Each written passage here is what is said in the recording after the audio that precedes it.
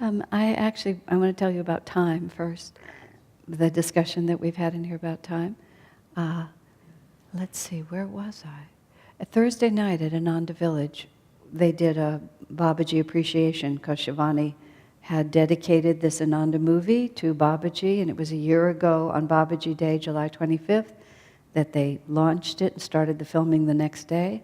So 1 year later, it was celebrating the completion of the filming, so of the whole production. So she played a little excerpt from Swamiji leading a meditation. I don't even know what context it came from. And he said, time and space are the result of movement of your consciousness. If your consciousness is absolutely still, then time and space disappear. Wasn't that a nice variation on the theme? Yeah, after all the discussion that we've had about that. So that has been like a really interesting way. Because I remember I started that whole discussion by Swami saying, if there's no movement, then there's no time. If there's no time, there's no space. But to just bring it all the way back to that if your consciousness is unmoving, then there's no vibration. There's no moving from here to here. And then there's no the time elapse as you move from here to here. But it all comes down to the consciousness not oscillating. So I can't really say anything more about that, but I thought it was definitely worth passing on. I've been enjoying trying to meditate on it and see if it tells me anything. If it does, I'll let you know. Okay? Did you want to ask your question, Tom, or shall I just go on? Look at him smiling. Okay. Okay, we'll just go on.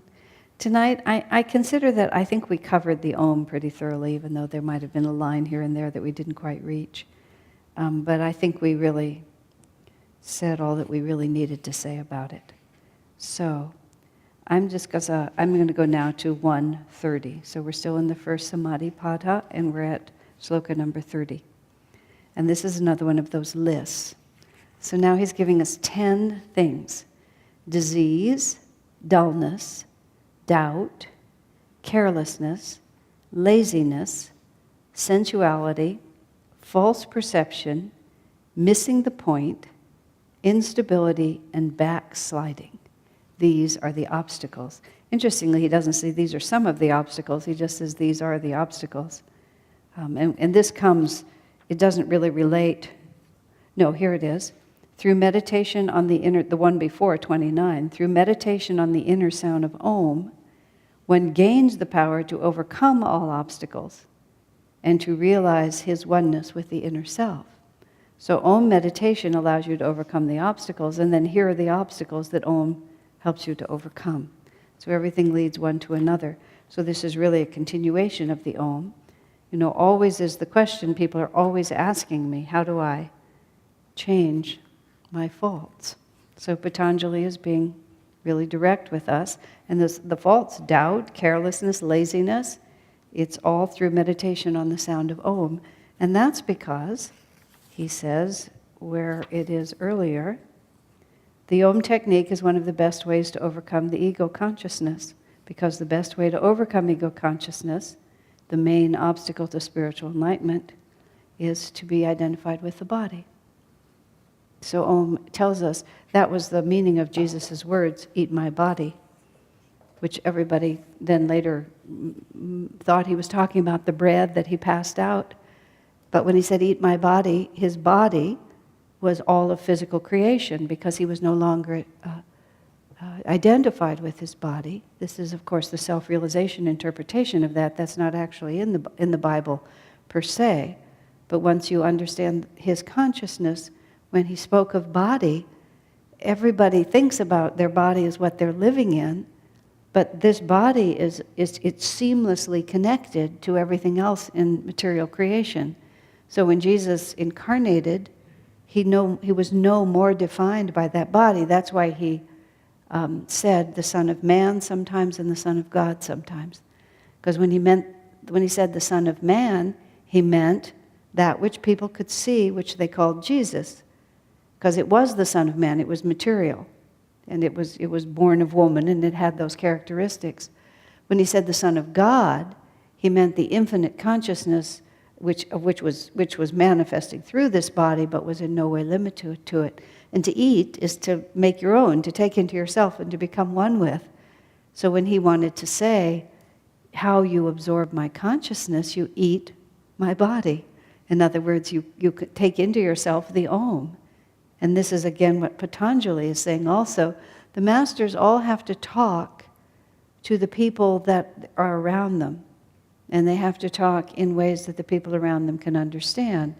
And in Kali Yuga, there was no way to be explicit. People just didn't have a subtle understanding. As en masse, in private, of course, to his disciples, he could say anything. But most of what's in the Bible is what he said publicly, more publicly. He took the disciples aside, they'll say sometimes. But so the Om vibration being the way to overcome the body, I was just going back at it from the other side, Jesus having overcome it. And he also, that's when he talked about, he'll send us the Comforter, the one who will lift us out of this agony of physical identification. And interestingly, after he sacrificed his physical body, Jesus, he was able to lift his disciples up on the day of Pentecost. That the dissolution of his own body, I mean, this is just the kind of poetic way that everything works. When he sacrificed his own body and used that as the vehicle for burning away the karma of his disciples, then they were able to go into the Om vibration. They were able to go above their identification with their physical bodies too. That was the sound of many rushing waters that came to him on that day. It's really beautiful. So now he's telling us that by attunement with the Om, we can overcome these. He points out that almost all of these relate to mental weakness, but even physical disease is harmful to the meditator because of the way it affects our mind and our consciousness. Because really what happens to the body is not all that important. It's what happens to the consciousness that matters. Because the body's only going to be there for a short time anyway. I mean, if we had any perspective on how short the span of the inhabitation of one body is, we would have a very different relationship to them. I had my picture taken the other day and I just said, my, look at her, she's getting old. You know, it's just like there it was. People have been sending around a lot of old pictures, Ananda pictures, and wow, in all of those she looks really young, and now she doesn't. You know, she still looks bright-eyed and she looks fine, but just different. You know, we can all recognize ourselves because we look like what we look like. And just happening all over again. How many times has it happened? I find it fascinating that in the astral world they say your body is in your late 20s. So which was interesting to me because that sort of says on a certain level that the fascination with youth is not just random. The first time I read that I thought, oh, but then Sri Yukteswar, in the resurrection of Sri Yukteswar in the autobiography, he chose to have an older body. So he resurrected on Hiranyaloka, and he looks like an older man instead of like a young man like everybody else. Why?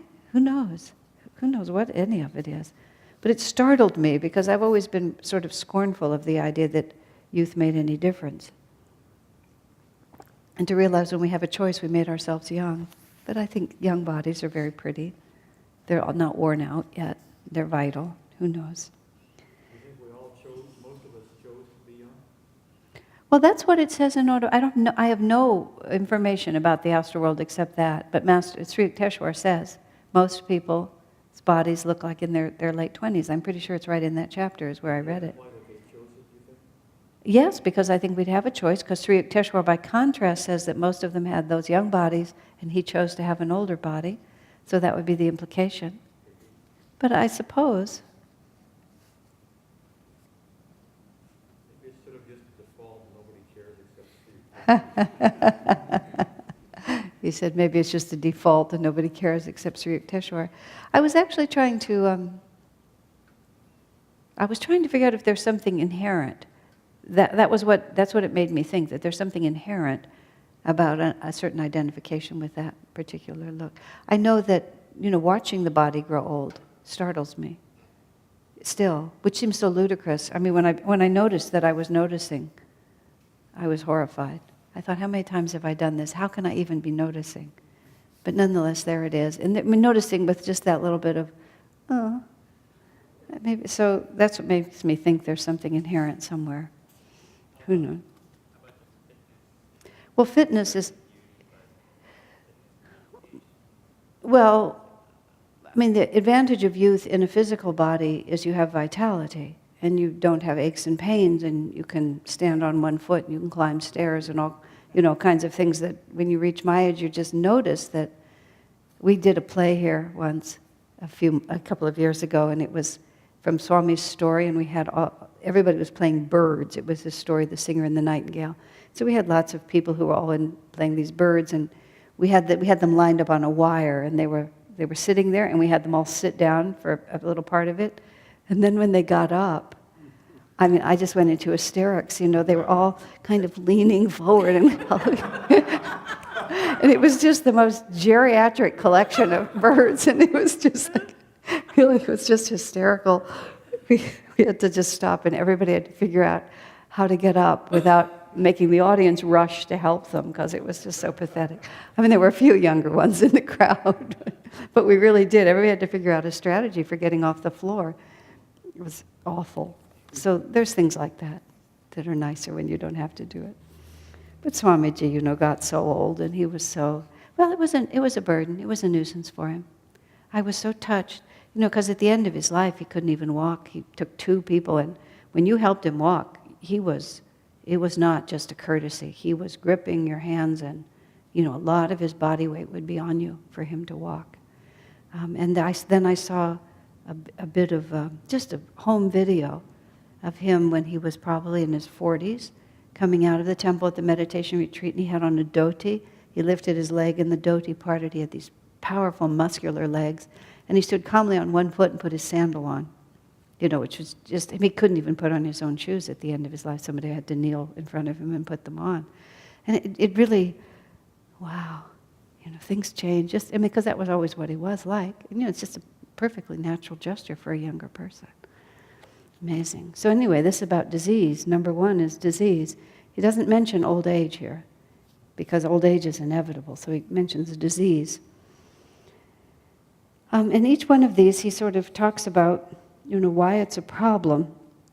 And the problem is, of course, that discomfort distracts the mind. Pain and discomfort distract the mind from meditation. And that's why disease is an obstacle. And that's why the masters all talk about staying fit and healthy. Because Swamiji once said something to me, which I still pretend he didn't say, or didn't actually mean, even though he said it in very plain English.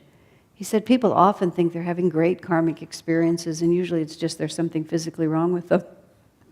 And it was just such an awful statement, I just put it right out of my mind, because we like to think we're doing something other than just being compelled by our physical bodies. But he was telling the truth also, that whenever the body is a little unwell, it has an effect. And we start thinking certain thoughts because the body's unwell. Or we begin to become stressed, and then the physiological quality of stress. I remember I became a devotee of exercise, specifically of swimming, which is the exercise I've followed for about 15 years, specifically because I realized that the physiological nature of stress. And I began to feel that, I began to be sensitive enough to feel stress starting to rise and assuming its physiological reality. And I realized that if whatever time it was, I got up from what I was doing and I drove to the Y and went swimming, I could interrupt that physiological process. And so I discovered this huge emotional, mental, and spiritual benefit from physical exercise, because it kept the body healthy and fit, and so it wasn't distracting me so much. And it was the mental effect of the tension that's created by mental stress, but it became a physical disease at that point. Vast numbers of diseases are all caused by stress, because the stress changes your physiology. So his emphasis on keeping healthy and fit, and Master talked about it all the time, about how much you should exercise and drink water and fast and proper Etarianism. But then Swami also puts a condition here that many people then become obsessed with physical health and think that physical well-being is the key. I came to Ananda as a food fanatic. And I had, like many people, my first real spiritual journey started with diet, which is not a bad idea because it's the first time it occurs to you that what I'm doing is affecting the way I think and the way I feel. And so first becoming a vegetarian, just developing almost just an aversion to anything that used to be moving on its own power. And but then it just got more and more of all the fads that were going around in the late 60s and the early 70s, which, just lots of them. But I began to associate being spiritual with being strict in my diet. The two became close in my mind, and particularly had an aversion to sugar. I didn't eat sugar, and I hadn't eaten sugar in a long time, and I was very proud of that. And some of you have heard this, but not all of you. When I very first arrived at Ananda Village, it was the first summer. That was the first summer I was with Swami Kriyananda. I arrived on June 1st, somewhere toward the end of June. It was somewhere right in there. A group of us went to town, and he took me to town with him, I think, yes. And afterwards, Swamiji always had he ate well, but he liked good food, and he liked desserts. I mean, he later developed diabetes, not because he ate so many desserts, but it was just one of the karmic conditions he took on. So he didn't anymore. But before that, he used to like desserts. And when we'd go to town, we'd often go to Swenson's ice cream shop, which in Nevada City was a really big deal. So we, go into town once a week at the most, so it wasn't like you were really indulging a lot. I think there were about 10 of us at the table. It was a rectangle table. Swami sat at the head of the table, and I ended up sitting at the foot of the table, so I had a view of him and everybody around me.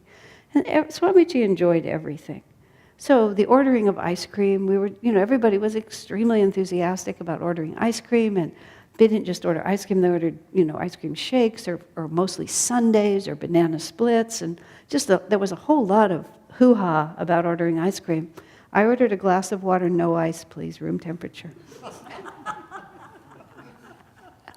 So I sat there with my glass of water while everyone around the table, including Swamiji, were enjoying ice cream and passing their dishes back and forth and tasting each other and just talking about how delicious it was. It was way, way exaggerated, I'm sure, at least partially for my benefit. And I just sat there holding my glass of water, and I had the sense to realize that it was probably I who was out of step. It probably wasn't the rest of them.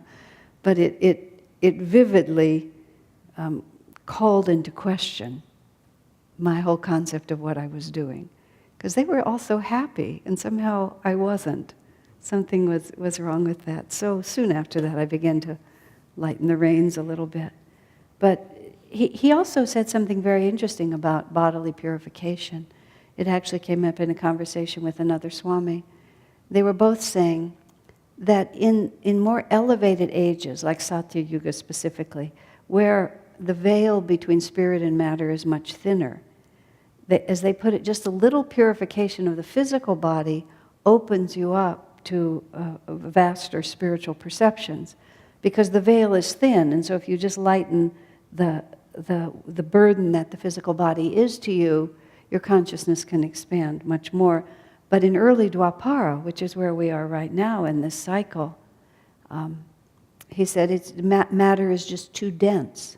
And there's just not, you just can't do enough to your physical body to really have the barrier and the burden of it go away. So devotion is the way to get closer to God. And then the body just is about keeping it fit and healthy. And of course, keeping it fit and healthy is also an enormous amount about your mental attitudes and your freedom and your joyful willingness. Just what I was saying about the physiological effects of stress. I mean, so many illnesses are caused by stress, which just has an accumulative effect on the body, which really says they're not physical diseases at all. They become physical because of the way we hold the energy, and then that energy creates a pattern. But Swami also emphasizes in here, it's very important, the physical body is also the way you work out a lot of karma. So we should do our best to be fit and healthy, but if the body has another agenda, if there's another karmic agenda for that body, you can't really say that this is not, that you're not being spiritual, there's something wrong with you spiritually. I mean, a great soul like Swamiji or Master, the karma they're running through their body is not their own. Swamiji had his medical condition was dramatic. I mean, every time he'd go into any hospital, his medical records would go all over the hospital. Everybody was always so interested in him. Sometimes his medical records would go around the world. Everything can be electronic. You know how doctors consult this interesting case that they found. He was a very interesting case and impossible to unravel for the doctors because they couldn't. How can you unravel the fact that this body is acting out someone else's karma? I mean, there's very little cause and effect among the things that would happen because there was no visible cause and effect a great deal of the time. But for many of us, we have to suffer what we have to suffer through our physical bodies because it's going to teach us something.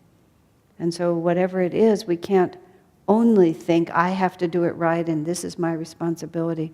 But it's very important, especially when you start out, when you're starting out in your body, to develop really healthy habits really early. I mean, almost no attention is given to this in education. In fact, even all the food that they're fed and everything that they're done, the children, it's criminal. In fact, somebody once said the best thing you can do to get your child into Harvard is to teach him to drink sufficient water, because the synapses of the brain happen in the medium of water. And if children are dehydrated, they are not as smart. Just teach your child to drink water and have a better academic career. I mean, it's just so, but it's true. These habits start. So we teach our children to energize, which is even better, because then they really are working on a subtle level. So for us, we have not only the conventional health-oriented things, but we also have energization, which simply cannot be overemphasized in terms of it's important for keeping us fit and healthy. So no matter what stage you are in your health, it's definitely something to add in. And then he says the most health-producing thought is to keep the thought of God in the mind. He said, physical health is important, but mental attitude is far more important. But nonetheless, these are the diseases. A disease is an obstacle. That tuning into the Om, which means therefore having a surrendered and a devotional attitude toward God, is one of the ways that you overcome it. So that is that one. Are there any questions or thoughts about the first one? Yeah, yes. Mm-hmm.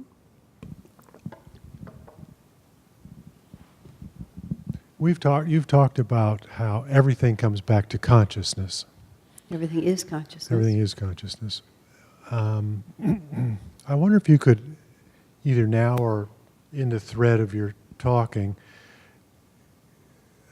give us a couple of examples of how an everyday life situation like the body and health and can be in our thinking and in our observation of ourselves and our trying to act in the proper, sort of trace that back to consciousness, so I can see it's kind of a theory.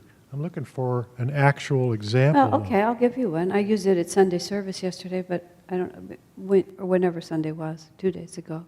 I was visiting, my friends up at Ananda Village, and someone started talking enthusiastically about something that they were going to do. And I don't want to give all the details of it, but their enthusiasm for that meant that something else that I had hoped to have happen wasn't going to happen.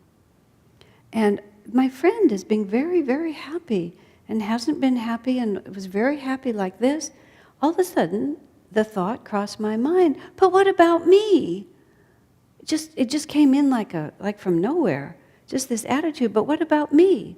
If you're happy about that, but then that means I don't have anything to be happy about. And I just sank like that. I practically burst into tears. I was so distressed.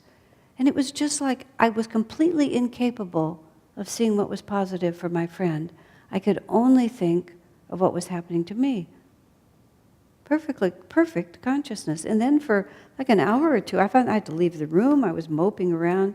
I actually finally realized that in truth, it was really somewhat related to Swami's not being at the village. And it was all really about something completely other than that. But you see, that's all just consciousness. And I could feel it. I could feel that my energy was down. And I kept trying to do things to pull my energy up. And finally, when I went to the satsang and was just able to meditate deeply and see all the good that was happening, then all of a sudden my energy began to come up. And as soon as it began to come up, I thought, what could I be thinking here? But while I was thinking it, I was just completely trapped in it. I think Divine Mother just wanted to show me what that felt like, because I haven't felt it in a long time. I used to feel it all the time. Just all the time, things would happen, and, it was good for them, but what about me? What about me? What about me? Doesn't anybody care about me? I may be the only one who's ever experienced that, but maybe that's a story. But almost always, whenever you feel agitated, it's just because of the way you're looking at it. Identified with yourself, worried about yourself, lack of faith in God, sense of denial, fear about the future, whatever it is. And those are all just different. And those are all just different types of what you might call a darkening consciousness. It's limited awareness. That's the word that I like that word the best. Awareness is the best word. I had limited awareness, and when you have limited awareness, you live in a world of insecurity and lack, because you feel yourself to be isolated and separate, and you're not at all certain that God is going to take care of you, or you're anxious because you fear that you may have a certain karmic situation to face and you don't want to face it. Sister Gyanamata talks about sitting in prayer and seeing this karmic condition coming at her, and she realized she really didn't, she was afraid of it, and then she with great force said, Lord, change no circumstance of my life, change me. And then her whole relationship, the situation was exactly the same, but instead of rejecting it and allowing it to disturb her peace, she just let it come. This is what's right in here. So he quotes the Saint Rabia, who says, he is no true lover of God who does not forget his suffering in contemplation of the Divine Beloved. That's consciousness. So we either think of, oh, I'm suffering, I'm sick, or else you think, wow, look at all the karma I'm working out. Or you have this, I wrote this advice to this woman, I'm sure she can't take it very well. She was finding herself potentially being trapped in a marriage she didn't want to, an arranged marriage, and she was concerned it wasn't going to come out well. And I gave her a whole lot of choices, and the last choice was, if this man doesn't feel to you like the kind of friend you wanted, be that kind of friend to him. And maybe that'll awaken in him some of those qualities.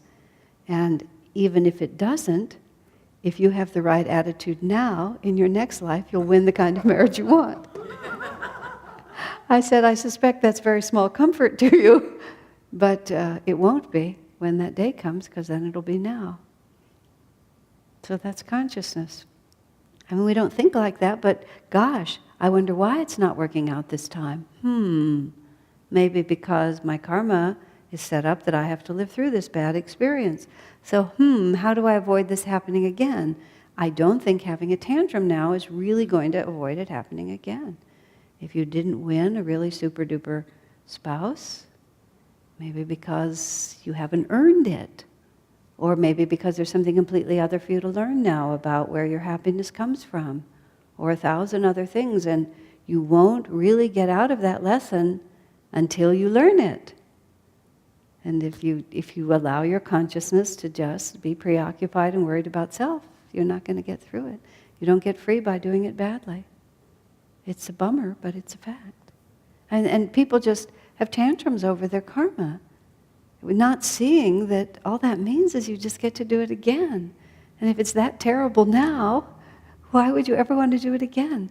When I was struggling to write that first book and I just was having so much trouble, I've said to you, one of the tremendous incentives to me was I have got to work this out because I do not want to see this again. This has been such a burden this lifetime, and God forbid I should have a whole other incarnation in which I just struggle through with the same thing. So even if I fail, I'll at least persevere. I'll die trying. That will count for something. And in fact, I got through it, but still, consciousness. Circumstance was neutral. You need to talk into the mic because a lot of the listeners are on the video, and so they have to have it. Okay. You need to put your mouth pretty close to it. What was the way that you got through it? What was the way I got through it? What did you do? Well, it was about writing this book about Swami, so I did get through it, because there it is.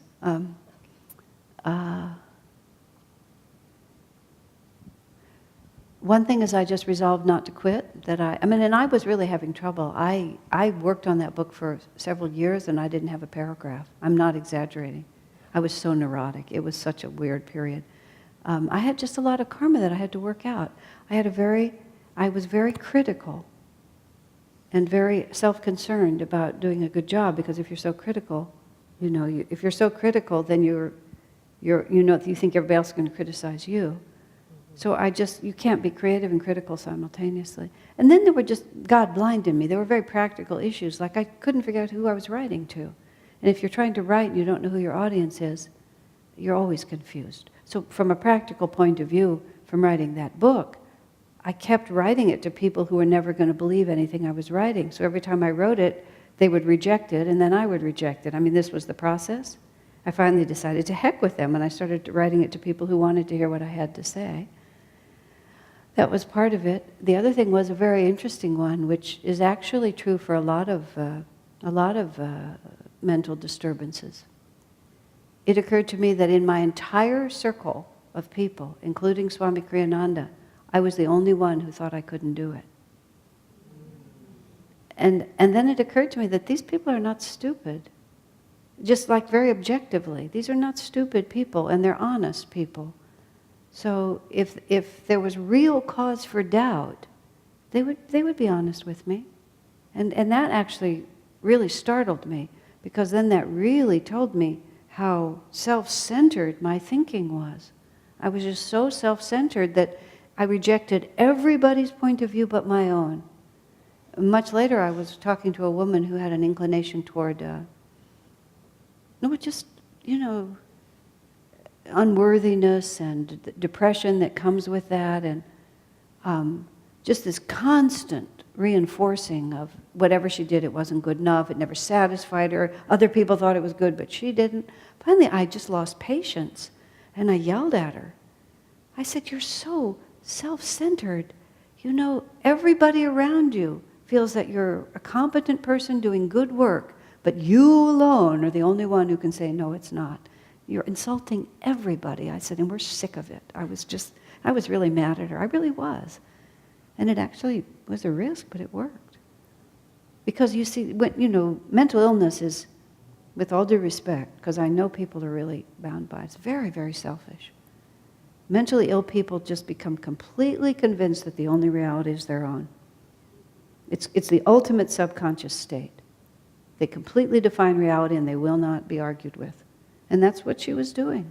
I'm a terrible person, and no matter how much praise was heaped upon her, reason was heaped upon her, she always got to have her point of view. And, I said, "Are we fools?" That's what you're saying, in essence. So you turn it. So that got me out of it. That's how I could say it to her with so much force, and almost like I had the right to say it, because I'd been there myself. Yeah. And anyway, I learned a tremendous amount spiritually, really tremendous. I said to Swami, except for the fact that I haven't a single usable paragraph, this has been a great experience. If I wasn't trying to actually accomplish something. But then somehow I just finished. I finished it. It was a very serious karma, and I finished it to an extent. I made a lot of progress, and then I wrote a book. It took me a second book to really get better, really get good. But I broke through. And it was because, at a certain point also, just Swamiji being so good, on the phone he said to me, "This book just isn't happening. Maybe you should give up." And, just for a second it was like, wow, I could just give up. What a great idea. But he knew just what he was saying, because that pushed me. And I thought about it. I said, "No, sir, I have something to say, and I'm going to say it." But, that was also the other. Okay, give yourself permission just to not do this and see how that feels. That felt really terrible. Plus oh good, that means I get to repeat this. Now that's a reward? Not quite. I find that about all karma, finally. It's like, if you've got it, you're going to have to face it. So what good is it going to do you to try to run away from it? But you'll never get away from it. It'll just go circle around, and come back at you. So you might as well just take it when it's right in front of you. There's another thing about karma, which is, as Swamiji puts it, karma is like a wave of a certain height, and our consciousness is smaller than that wave. That's why it feels so big. And what we have to do is expand our consciousness to be the same size as the wave and a little bigger. That's how it gets us. Oh, what about me? What about me is so much bigger than me. But when I get to here, get above it, then it doesn't matter. It's just not important. So when karma hits, it usually hits at a certain height. And Swamiji says if you can rise to it right when it happens, then you can have a really big victory over it. What most people do is that, a wave naturally over time begins to dissipate. So often we just kind of hunker over here at a certain size, and then we just wait until the wave of karma has sunk to below our consciousness, and then we say, I'm over it. But that means you're only over the karma at the size that you've gotten your consciousness to be. And if you really want to succeed, you have to be huge. The famous story of one man in our community left his wife to be with another woman. It was one of those things that happen. And he had tried for a long time to stay loyal to the woman he was married to, but in the end it just really wasn't meant to be. And 30 years later, everything has just worked itself out, and it clearly was what had to happen. But at the moment it was a big deal, especially for the wife who was left. And because we're Ananda and we're so strange, and we're all there together, and everybody's a brother and sister, the next day, somebody said, I was going to have dinner tonight, and maybe so-and-so and so-and-so. And he mentioned the new woman and the wife. Why don't they just come over and they can cook dinner? Which would have been a normal thing to have had happened 2 days before. I said, excuse me, sir? Have you forgotten? Oh, no. He said, I know perfectly well. And then he just said, they're going to have to get over it sometime. Why not now? He said, otherwise it'll be some future incarnation, and they won't even know why they don't like each other. He said, they have to face it. Let them face it. And it was hard for both of them because, the other woman was also, everybody was friends. It was a very awkward moment. And but the wife said, well, if Swami thinks I can do it, I'll do it. And as a consequence, she said, she really just lifted herself up to a state of grace. And the whole experience just, worked itself out. She knew so much faster. She wasn't able to hold that, but she said it was always there. Even when she was having a more difficult emotional time, she remembered that she'd been just fine about this. She could remember what she'd felt like, and it just sort of told her where she had to go. Amazing. That was always the most famous meet it at the crest story, but it's a real one. So that's the answer. You need to click that off, because otherwise it creates a weird echo. Yes, perfect. Okay. So, point number 2, dullness. Dullness. He says, some dullness is so dull that nothing at all can be done about it, because if we're too dull to know we don't want to be dull, if you can follow that. So he said the only cure for that is to work with someone who has more energy than you do.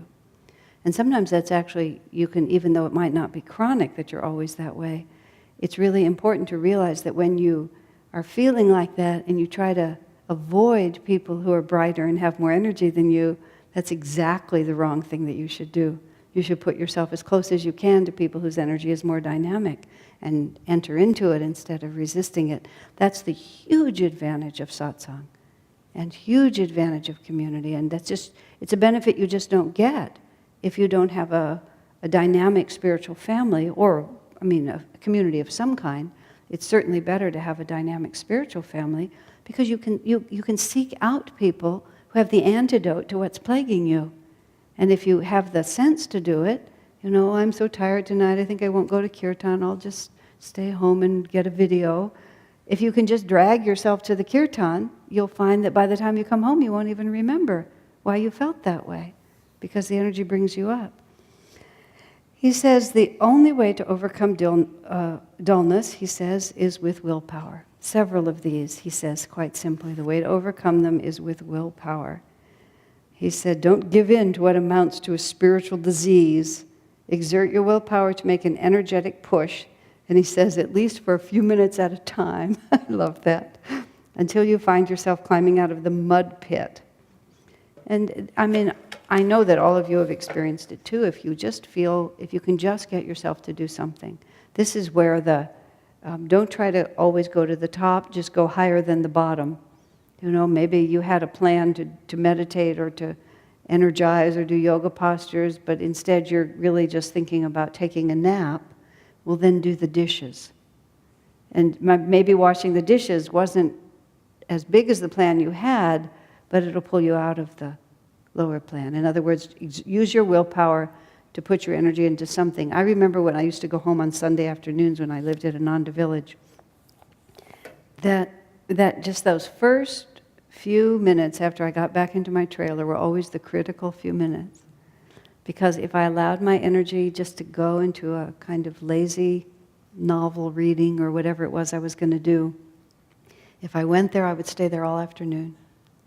And if I just pushed it, right, just for a few minutes, then the energy would come back and you would remember why you wanted to do something that had more dynamic energy for you. And that's why I love the way he said it. Use your willpower for just a few minutes. And even then he says a few minutes at a time. He then ends with a very serious warning.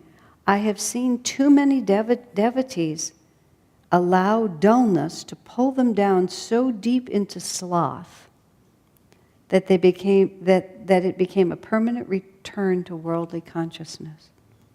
And he said devotees returning to worldly consciousness is what he's talking about.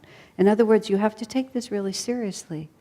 A kind of lethargy, a lack of interest in your spiritual life, a kind of, well, I'm older now. I just would pull my hair out when I would hear people say, oh yeah, when I first came, I went to all the activities, but now I just don't go very often. Like, so why are you saying this out loud in front of other people? Like, what is the point of this? You're just saying that you've become spiritually dull. And you've become duller and lower energy, and you're presenting that like that's a natural cycle. It's a common cycle. But that's why out of 1,000 who seek God, very few of them find Him. Because dullness sets in. And it's very interesting that Patanjali used that particular word. Dullness means a lack of vitality, a lack of creativity, a lack of just kind of bright, enthusiastic energy, a kind of lethargy where everything is concerned. Sloth is the word he uses. And so many people, I mean, quite outside of the world of devotees, people just become duller and duller and duller as they grow older. You just see them walking around all the time. Just, there's no light in their eyes. Their conversation just couldn't be more boring.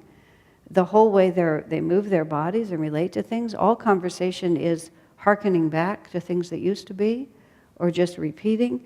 Swamiji once had very serious high blood pressure, and he went on a cruise. He went by himself on a cruise so that he would just rest, because it's very hard to make him rest. And he was utterly bored, which is exactly what he wanted to be. And he had an assigned table, and he said it was just amazing, the conversation. There was one man at the table that every night would talk about coffee. How coffee just doesn't affect him, Some people, they drink coffee and they can't sleep, but he could drink coffee any time at all. Like, see this cup of coffee? I'll drink this cup of coffee and I'll just be able to sleep just fine. I don't know why that is. Some people can't drink coffee, but I can just drink coffee. It was just, just listen to him night after night. I mean, the epitome of dull. But it happens within us. You have to hear yourself. Am I just repeating myself? Am I having any new experiences? Am I having any new understandings?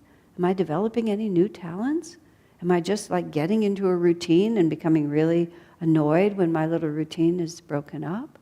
When somebody talks about something that I used to think would be exciting, do I just dismiss it as not worth doing? I mean, vairagya is one thing. I mean, that's an increasing sense of spiritual detachment. Dullness is something else. And that's why Swamiji says, I've seen lots of devotees fall into dullness until it becomes a permanent return to worldly consciousness. What does that mean? That just means no creativity, no awareness of God, no capacity to transform oneself, just a kind of repeating of the routines. This is the nightmare of monastic orders. I used to, when I was in the Ananda monastic order back in the 70s, and we were living as nuns then, never anticipating that we would get married, which is really what happened to most of us. But I used to sometimes worry that, right then the monastic order was so exciting and so much fun. What if the walls of it closed in around us? What would happen then? And I feared being this age and being trapped in this sort of dull, unimaginative routine. I should have trusted Master better. I pretty much did. I pretty much figured that it wasn't going to happen. And it certainly never has happened.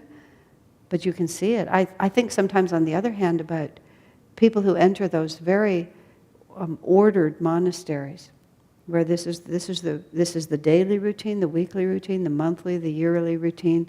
You can enter that in your 20s, and you'll know exactly what you'll be doing when you're 70, in that order. And I thought there's two ways to go on that. One of it is to just have it become a dull routine, and the other is the incredible freedom. I could also feel that, what freedom that would give you. Because all you had to deal with then was your consciousness. You knew that everything else was just going to follow this orderly pattern, and it was entirely a question of what you did with yourself inside of it. Now, remembering that the way to overcome these obstacles is to listen to the Om. The Om is the vibration of creation. The Om is the source of all of creation. Listening to the Om, you're at the origin point of all creativity. Now, how could that be dull? It's the exact opposite of dull, ever new joy. So one of the ways you overcome this obstacle is by listening to the Om. In other words, by going into the spiritual life. So when we find ourselves on the spiritual path dull, we have no one to blame but ourselves, but then we need to become creative. We need to change our circumstances, we need to change our sadhana, we need to change our friends, whatever it might be, to just find a way. And it's a tricky business. I've been around long enough to watch it. That's why Swami says he watches people just sink into this. And often it goes with lack of physical fitness. Swamiji mentioned once, at some point he had a dream about football players, of all things. And I don't remember the whole context now, but he had a dream about football players. And afterwards he really realized just how vitally important it was for all of us to remain healthy and exercised. And then he pointed out that the brain is a muscle. And if you don't exercise it, not just with thought, but even just physically, keeping the whole body moving, then the brain becomes duller and duller, just like everything else atrophies. And these are just, if it disease is an obstacle, and then dullness, which sets in as a result of that. Are you bored with this now? Is it dull enough? Okay, let's let's end on that one and then take a short break, and then we'll go on. Okay. Since this whole section has been about the Om, this is Bharat's wonderful book, Om, the Melody of Love. It's really a wonderful book. He's always been extremely devoted to the Om technique from when he was the colony leader here before us, back in the 70s. On Sunday service, he would just sit in the front with his earphones on and his Om board, and he never really thought that it looked a little odd. He was just determined to do it. He was very, very good. Big time. He's big at it. Yes. I mean, he's a worthy spokesperson for the Om. Just in relation to Bharat and the Om, some years back I took the monastic training program of a month up at the Ananda meditation retreat, and Bharat and Anandi headed that program. And this was right after he had recovered from a life-threatening illness. And he talked to us at length about the Om technique and said that is what saved him. Really? Yeah, he said he would go every night into the temple at the meditation retreat and go into the Om, and that's, over time, it just brought him back and healed his body completely. Well, here it is. The obstacle of disease can be cured through meditation on the inner sound of Om. Yeah. Yeah, so it's a very real fact. Because we are nothing but vibration, and when we become unwell, our vibration becomes off, and the Om vibration is the ultimate harmonizing vibration. There was this woman, Sherry, I can't remember her last name, she was a sound healer. And remember, She discovered this healing capacity when her daughter was very seriously injured when they were out, like swimming in a lake or something, and they were quite some distance from a hospital, and her daughter began to bleed out. She was so, whatever had happened to her, the blood was just pouring out of her. And I don't know how the woman came upon it, but she found that if she made a certain tone, the bleeding stopped. So she toned, just sat next to her daughter, and they either went in a car or an ambulance, and she toned all the way to the hospital. There was no ambulance, right? She toned that tone all the way to the hospital. As soon as the medics took over, she stopped, and as soon as she stopped, the blood started flowing again. But by then, they were in the hospital. So she saved her daughter's life. So then she developed, a healing, and she could do it herself. She tried to turn it into a machine. And so we had this crazy machine that we were trying to work with. Swamiji always loved, he was is the phrase early adapter, early adopter. Anything that was a little far out, he was really into. But here was what I was going to say. Two things. Just like people can see auras, which is much more common to think about auras, and people tell you about the colors and so on, she could hear your aura. And she would hear what you were missing, and she would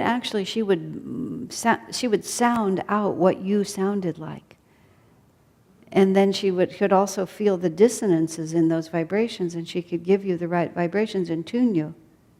I mean, Swami, of course, loved this because it was such an interesting confirmation of all of this. Here's the last part. We struggled for months with this woman and her machines, and like many healers, she had a very expanded consciousness that was not entirely grounded in this world. You can see that. So when we tried to translate this into these machines that she invented and all these things, it was fascinating, but in the end, just impossible to implement. But at the very end of it all, when she was talking, we'd been struggling with all of this for all this time, she said, "Oh, you all don't need any of this. Your chanting has the same effect," which was a fascinating comment. That just the chanting does exactly the same thing that she was trying to do by all these other means. Because Master spiritualized those chants, those are a window on the infinite. They have music not only reflects consciousness, it also creates it. So it's not merely that you choose the music that you like already, but what you listen to makes your vibration. Just this morning, actually, Victor was telling me that we were talking about music, and he said that he was quoting Plato. He studied these things. Plato said, if you raise children on beautiful music, the right kind of music, whatever that would have been in his time, you won't have to teach them moral laws. Because if they have listened to beautiful music, they will automatically be able to recognize moral law. Because, and then we were talking about why, because if you listen to refined, uplifted vibrations, you know what upliftment feels like. And then when you have experiences that contradict that, you will feel that as a painful contradiction. And then Victor talked about the fact that he was raised in a different spiritual community, so he was raised on spiritual music and classical music.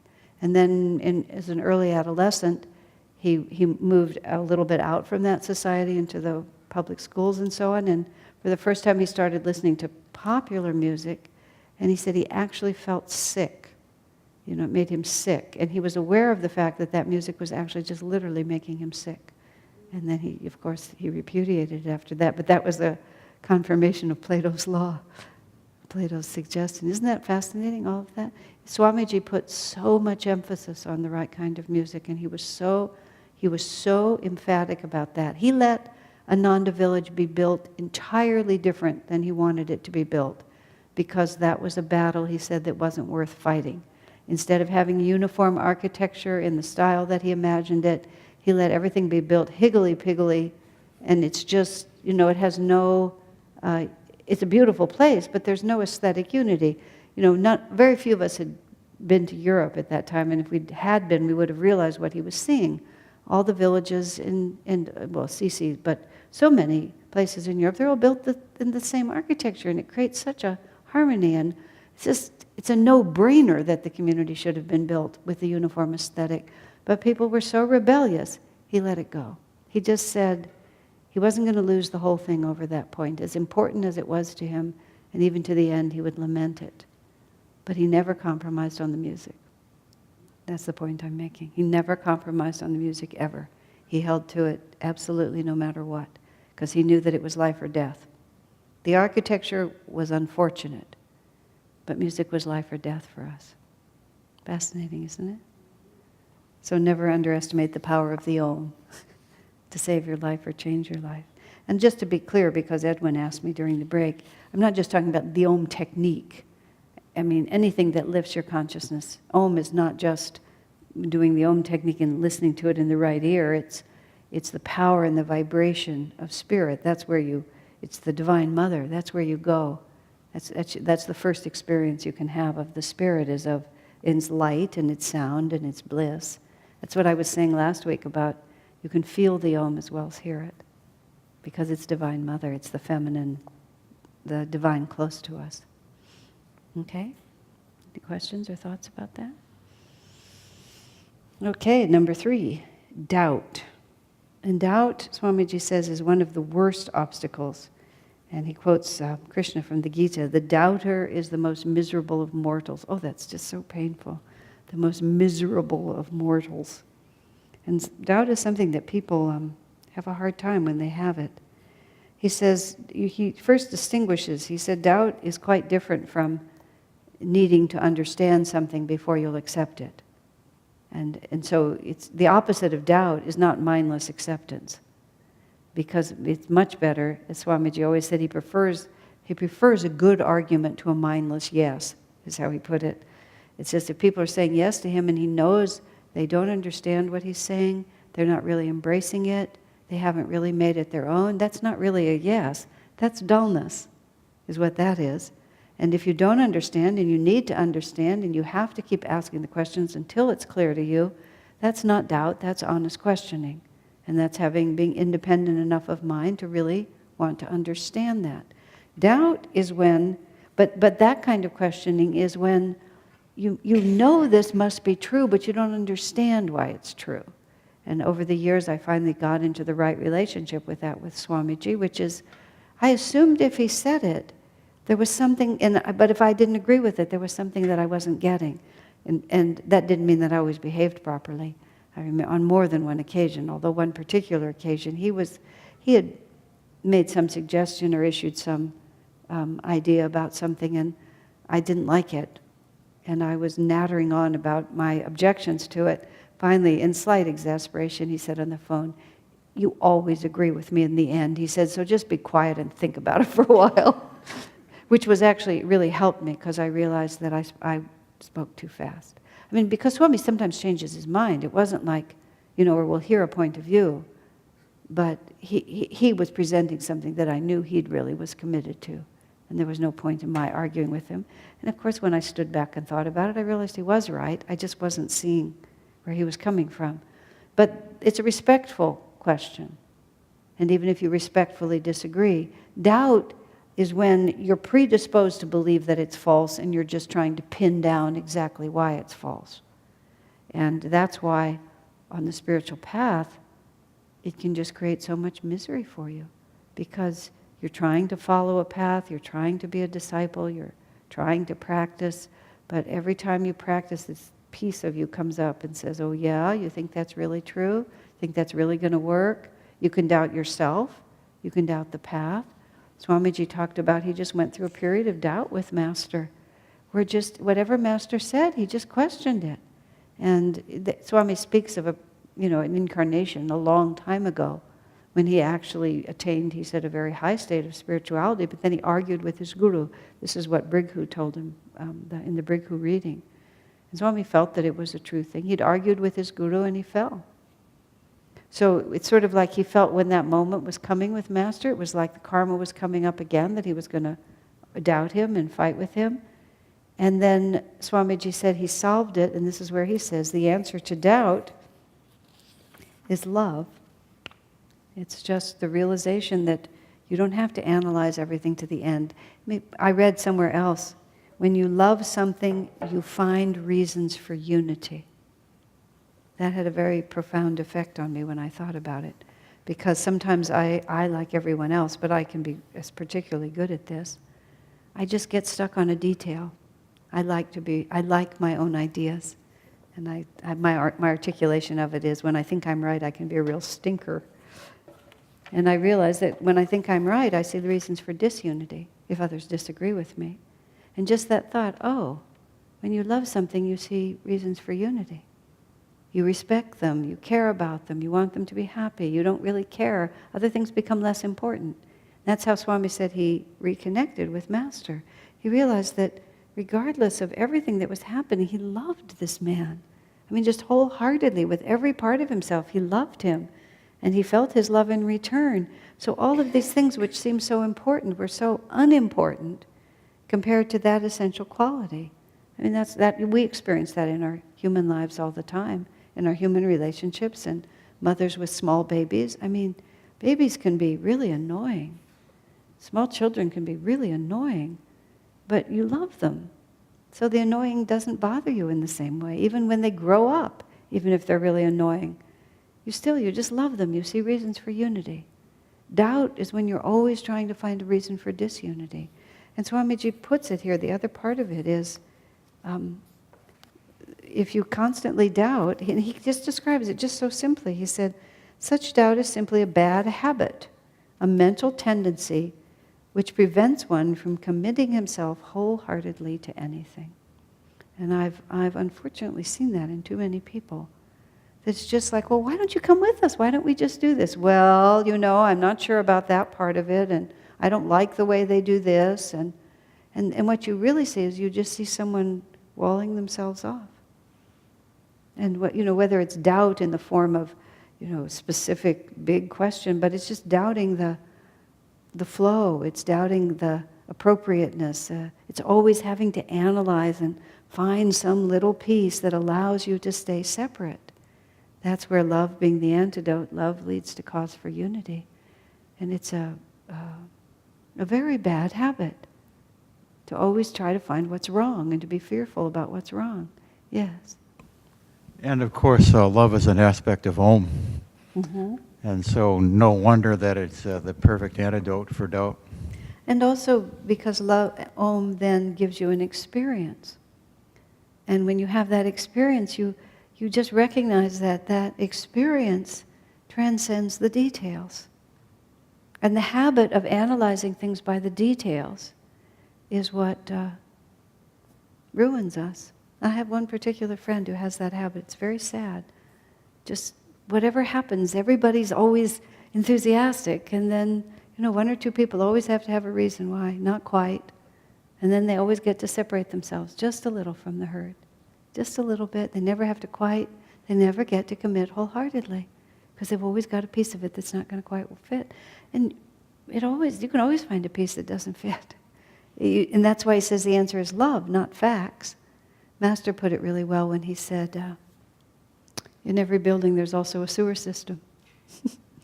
He said, so it's just a question of whether you really just want to look at the drains, or whether you want to look at the whole edifice. And sometimes we doubt, we think we're being particularly realistic. I remember a friend once, and just always had a tendency to point out what was wrong.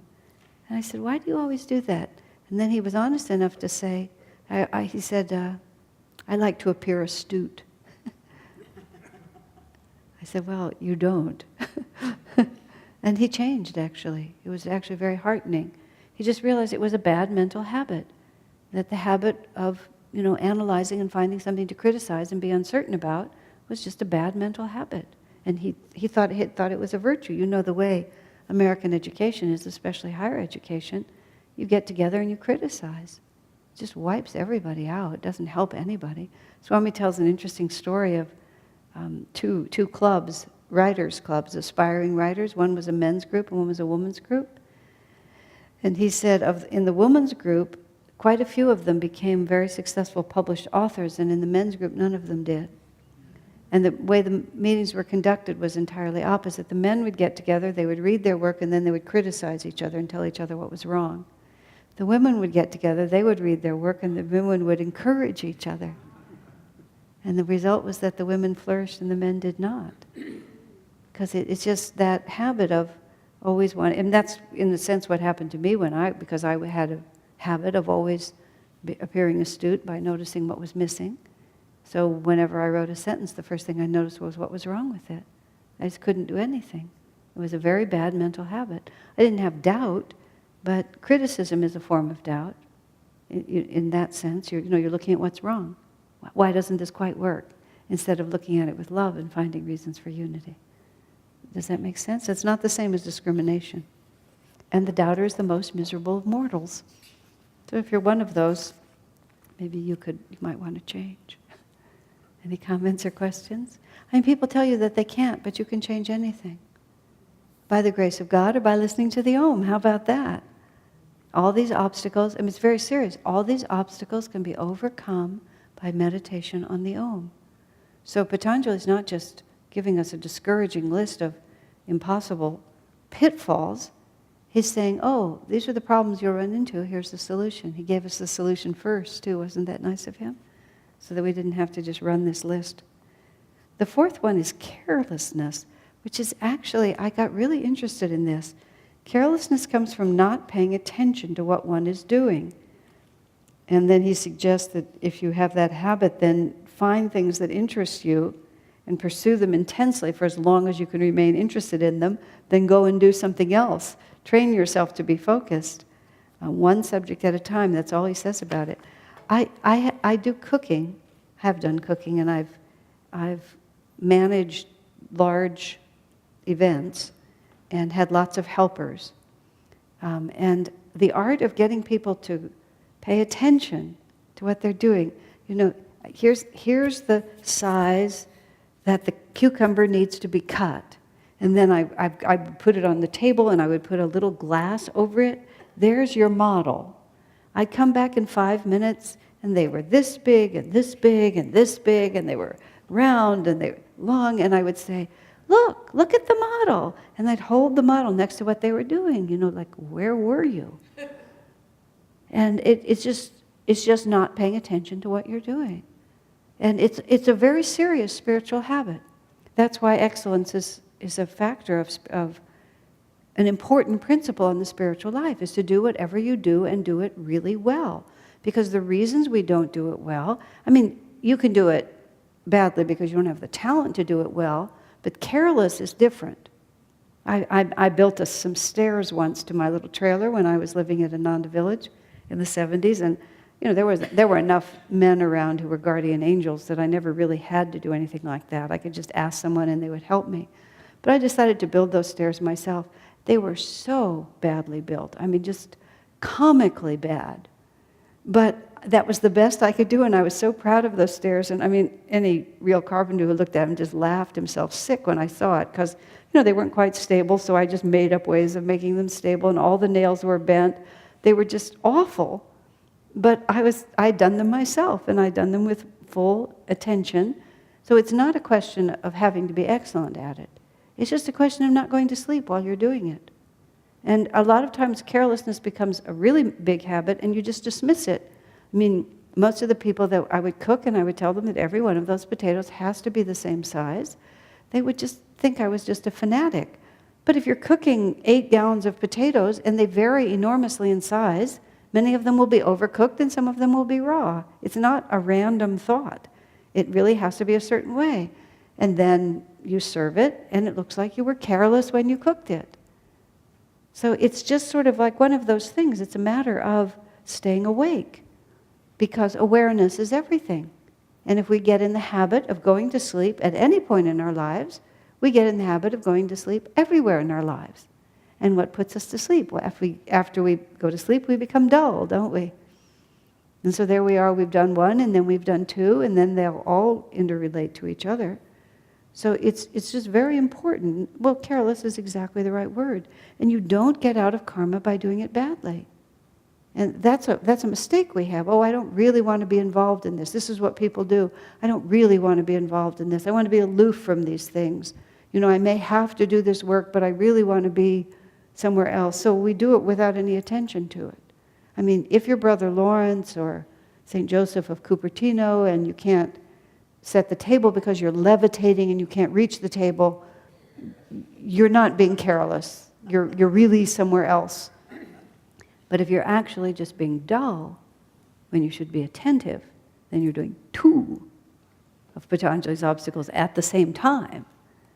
So we just have to watch it. And not all of us have the best attention span. The 2 books that I've written have been perfect for me because they're 2 collections of stories. Because I can concentrate and be creative in short, intense bursts. So it was a perfect work for me because I just could finish it completely and then I could take a break. And it's sort of like what he's saying, find something you're really interested in and concentrate on it for as long as you can, and then go on to something else so that you avoid that dull, careless period. Work with your own nature. The next book I'm going to try to write, it's going to be longer and more continuous, but I've already in my mind broken it down into little pieces so I can still do it. Because we know our own failings. We have to work with that also. Does that make sense? It's a hugely important one. And that's one of the reasons why seva, and seva with selfless service in company of other devotees, is an extremely important aspect of the spiritual path.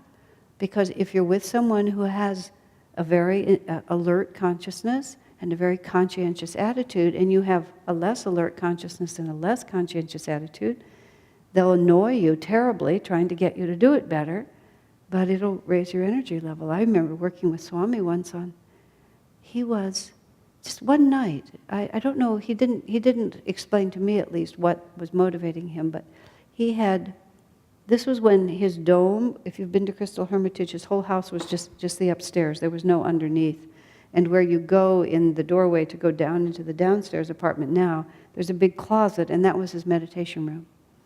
And to soundproof it, someone had the idea of putting egg cartons in there. I've told you this story. And somehow or another, all those pointy things, even though they were behind a curtain, just really disturbed him. And he really wanted to re-panel it with styrofoam. And he had these huge styrofoam sheets. And he had Seva and me and him working on this, which was not the best crew for that kind of work. But he was just determined to do it, and we were competent enough. So we stayed up till about 3 a.m, and we were just going to get that thing done, and there was no question. It was also a very interesting lesson in willpower and energy, because it had been a full day of work, and we just started, and it was probably more like 1 a.m, just to be clear. But we had to pull it all down, we took the curtains down, we had to cut all the styrofoam, we had to attach it all, and I think it was like, the whole thing, it's a dome, so it was really weird. Had to get it all up there and secured, and then the curtains over it, and there was no stopping. We were just going to do it like that. And very conscientiously. It all had to be done. It wasn't, we were not finished carpenters by any means, but still, very well. But I vividly just remember the feeling of just concentration and determination, which I think really had a very strong effect on me because I was already a hard worker. But I really learned something completely new about work when we were doing that together, and then just finished it. He was so happy with it. It was also a very nice part of it. Oh, look what we did.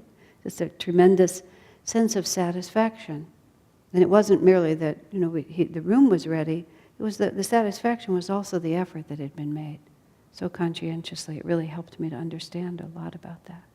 The last one I learned on that was when I was cooking at the kitchen in the retreat, and we used to have Sunday services up there, and then the whole community would have lunch afterwards. Swami would give service every other Sunday, and I was responsible for the lunch. Sunday Swami cooked. I got up early. I made the best meals I could, which were not very good, but they were the best I could do until I learned more. The weeks he wasn't there, just about anything would do. And finally, I felt it. I just felt inside myself that this was not an attitude that was pleasing to Swamiji. And it was not an attitude that was right for me either. It's like, I was being careless. I was being really careless. I just put anything out there. It didn't make any difference to me. But it was an obstacle to my spiritual growth to be so careless. So I started treating every Sunday as exactly the same. And then, of course, it changed me. And you overcome these obstacles, you feel freer in yourself. And everything else follows. Okay? I think that covers the subject. Is there any questions? We have more of these to go, so we're not going to get off of this sutra yet. The next one is laziness. Stay tuned for laziness. Oh, no class next week. Yeah, for no reason at all except I'm taking a holiday. So, I'll see you in 2 weeks. Thank you. Thank you. God bless you.